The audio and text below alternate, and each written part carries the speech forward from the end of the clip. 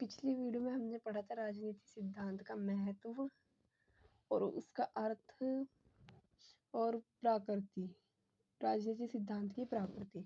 आज हम पढ़ेंगे यूनानी विद्वानों का मत, यानी राजनीतिक सिद्धांत में यूनानी विद्वानों का क्या मत है और ये पॉलिटिक्स शब्द कहाँ से आया, इसका अर्थ क्या है, आप ये सब पढ़ेंगे। ठीक है, तो पोलिस यूनानी विद्वानों का मत है पोलिस, जिसका अर्थ है नगर राज्य। ठीक है, ये ग्रीक भाषा का शब्द है जिसका अर्थ राजनीति आज बोलते हैं, पोलिस शब्द से लिया गया है। इंग्लिश में पॉलिटिकल बोलते हैं। ठीक है, तो यूनानी लेखक यानी अरस्तु जो थे यूनानी लेखक थे वो। ठीक है, यूनानी लेखक ने अपने ग्रंथ पॉलिटिक्स का आरंभ इस वाक्य से किया था कि मनुष्य स्वाभाविक से राजनीतिक प्राणी है।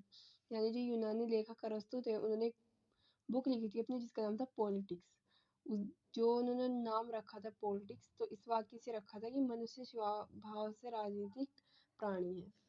ग्रीक विचारक राज्य और समाज में कोई अंतर नहीं समझते थे। जो यूनानी विचारक थे वो राज्य और समाज में कोई अंतर नहीं समझते थे। ठीक है, ग्रीक विचारक यह मानते थे कि जीवन को अच्छा बनाने के लिए परिवार, शिक्षा, संस्थान, न्याय, कानून, सरकार इन सब में महत्वपूर्ण भूमिका निभाते हैं, इसलिए यह राजनीति विषय है। ठीक है, ये प्लेटो है, प्लेटो के शिष्य अरस्तु है। ठीक है, अरस्तु का बहुत योगदान है इसमें, पॉलिटिकल में इनको ज़्यादा मानते हैं। ठीक है, अब बात करेंगे प्राचीन भारत की अवधारणाएं। तो प्राचीन भारत की जो अवधारणाएं थी, तो उसमें हमारे सबसे पहले जो आचार्य थे प्राचीन भारत के, तो मनु थे और बृहस्पति थे, कौटिल्य जिन्होंने अर्थशास्त्र लिखा था। ठीक है, ये कौटिल्य, चाणक्य भी बोलते हैं कौटिल्य को। तो ज़्यादातर आचार्यों ने राजनीति को राजधर्म और राजनीति का नाम दिया है। तो जो ज़्यादातर आचार्य थे पिछले मतलब प्राचीन भारत के आचार्य, उन्होंने राजनीति को राजधर्म या राजनीति का ही नाम दिया है ज़्यादातर। तो राजधर्म इस बात की ओर संकेत करता है कि राज्य और जो शासक भी इस धर्म से बंधे हैं। जो हमारे राज्य है और शासक यानी राजा रानी, मतलब जो भी शासन करते थे वो भी इस धर्म से बंधे हुए हैं, राजधर्म से। कोई भी धर्म से आगे नहीं है या ऊपर नहीं है। ठीक है, शासक के कर्तव्य क्या होते हैं तो देख लेते हैं ये भी। अपराधियों को सजा देना, भले लोगों का संरक्षण देना, राज्य को समृद्ध बनाना, साम्राज्य को सुरक्षित रखना। साम्राज्य मतलब उनका राज्य जो होता था जहाँ पे रहते थे। ठीक है, उनका पूरा राज्य प्रजा यानी। दंडनीति शब्द एक, तो इसमें हम देखते हैं कि क्या इसका वो है इसमें महत्व। तो दंडनीति शब्द से राज्य, सरकार, कानून, दंड, विधान इन सभी बातों का पता चलता है इस शब्द से कि राज्य केवल व्यवस्था ही नहीं बनाता बल्कि कला, विधा, जन कल्याण के क्षेत्र में को भी आगे बढ़ाता है। ठीक है, जो दंडनीति शब्द है हमारा। ठीक है, अब चाणक्य ने राजनीति को अर्थशास्त्र के नाम से पुकारा था। राजनीति वह विधा है जो भूमि की प्रतिरक्षा उन्नति से संबंध रखती है। ये तो हमारा हो गया यूनानी विद्वानों का मत और प्राचीन भारतीय अवधारणा युद्ध। पढ़ेंगे परंपरावादी दृष्टिकोण राजनीति में। ठीक है, तो राजनीति राज्य और सरकार का अध्ययन है। जो हमारा राजनीति विषय है वो सरकार और राज्य का अध्ययन है, जिसमें फ्रेंच लेखक जीन बोधा, इनका नाम है जीन बोधा ने सबसे पहले राजनीति विज्ञान शब्द का प्रयोग किया था। कि सबसे पहले किसने राजनीति विज्ञान का प्रयोग किया था तो फ्रेंच लेखक जीन बोधा ने। ठीक है, उसने राजनीति का वर्णन कानून, संविधान, शासन, नागरिकता, संप्रभुता को राजनीति के विषय बताए। ठीक है, और अब एक हमारे लेखक है मांतेस्क्यू, तो इन्होंने विधानमंडल, कार्यपालिका, न्यायपालिका को राजनीति का विषय क्षेत्र बताया है। ठीक है, 19वीं-20वीं की शताब्दी के शुरू में राज्य, कानून, सरकार के अध्ययन पर बल दिया गया हमारी राजनीति में। ठीक है, अब हम पढ़ेंगे, ये तो हमारी होगी परंपरावादी विचारधारा, यह दृष्टिकोण। अब है हमारा राजनीति आधुनिक दृष्टिकोण। आधुनिक दृष्टिकोण में राजनीति एक व्यापक सामाजिक प्रक्रिया है। तो क्या है राजनीति? एक व्यापक सामाजिक प्रक्रिया है।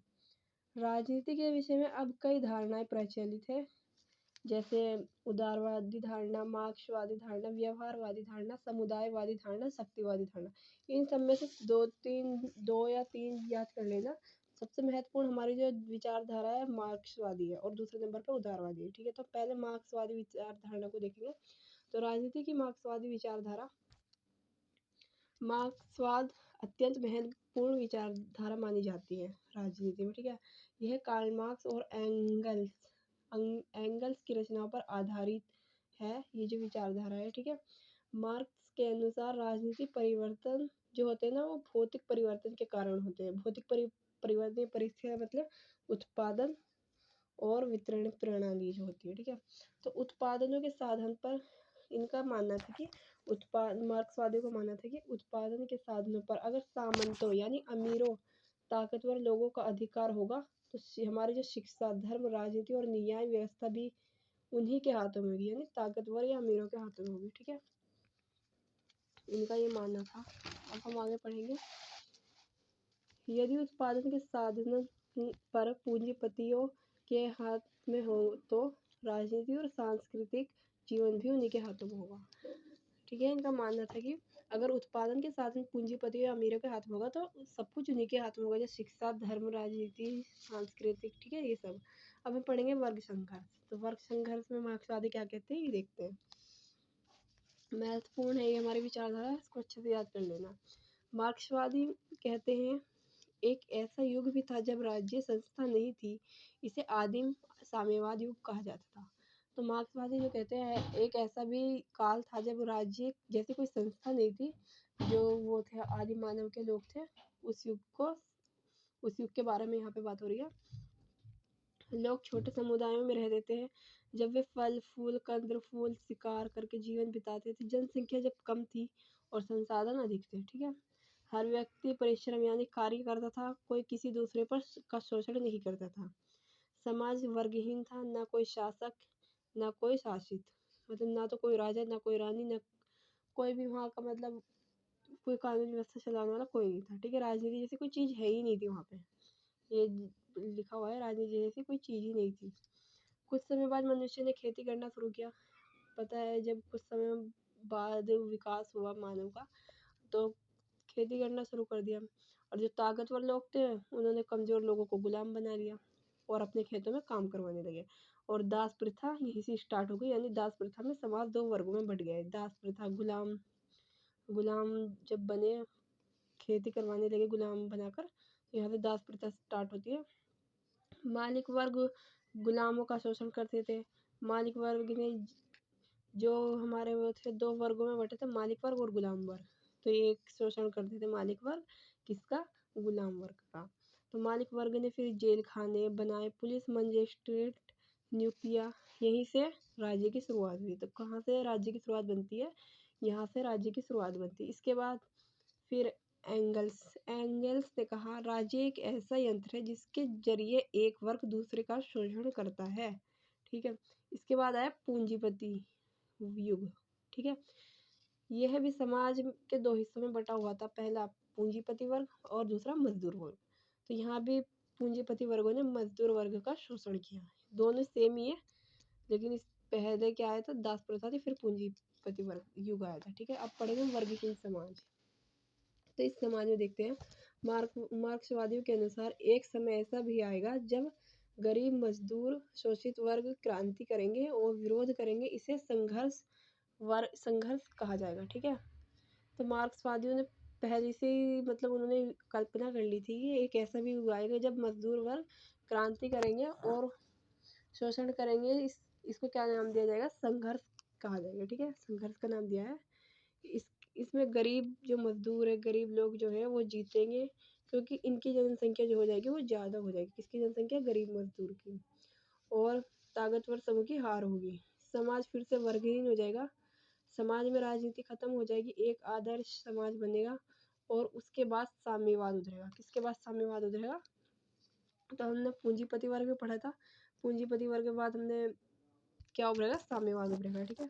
मार्क्स ने मानव इतिहास को 6 युगों में बांटा है। कितने युगों में बांटा है, 6 युगों में। तो 6 युग हमारे ये रहे। पहले हमने आदिम युग पढ़ा था, ठीक है। आदिम युग जब लोग फल फूल कंद फूल खाते थे। तो फिर हमने दास प्रथा पढ़ा था, इसमें दासता युग जो कि मालिक और गुलाम वाला युग था। तीसरा हमने पूंजीपति युग पढ़ा था, जिसमें मजदूर और पूंजीपति थे, ठीक है। और चौथा हमने यही पढ़ा है भी, श्रमिकों की तानाशाही युग, ठीक है। उसके बाद हमने साम्य युग उभरेगा ये पढ़ा है, और सामंत युग, ठीक है। ये 6 युग में मार्क्स ने मानव इतिहास को बांटा है, ठीक है। ये हमारा कंप्लीट हो चुका है वर्गहीन समाज तक। आगे हम उदारवादी विचारधारा पढ़ेंगे, ये हम नेक्स्ट वीडियो में लाएंगे। इसमें मार्क्सवादी विचारधारा है, तो इसे अच्छे से याद कीजिए और महत्वपूर्ण है ये हर एग्ज़ाम के लिए, चाहे वो 12th क्लास हो, चाहे वो BA फर्स्ट ईयर हो, कोई सा भी ईयर हो, कुछ भी हो, लेकिन ये इम्पोर्टेंट है अगर आपके पास राजनीति या पॉलिटिकल साइंस है तो। Okay, thank you.